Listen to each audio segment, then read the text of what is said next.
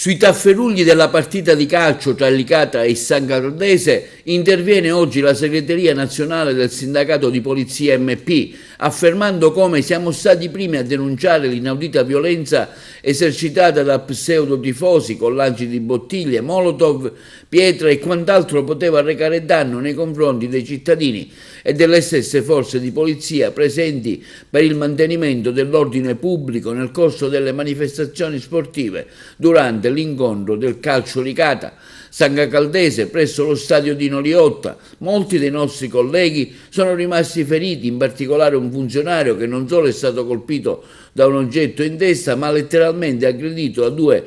facinorosi, causandogli numerose ferite. Oggi, continua la segreteria nazionale del MP, grazie all'immediata attività investigativa, anche dell'eccellente lavoro della polizia scientifica con foto e video, arrivano i primi provvedimenti da parte dell'autorità giudiziaria con 2 arresti ai quali sono stati contestati reati di violenza, minaccia a pubblico ufficiale, resistenza, lesioni personali, lancio di materiale pericoloso, manifestazioni sportive, mentre il questore di Agrigento Palumbo ha adottato, in quanto sua specifica competenza, la misura di prevenzione del DASPO della durata di 5 anni con la prescrizione ai 2 giovani di ottemperare all'obbligo di comparire presso gli uffici di polizia durante lo svolgimento della partita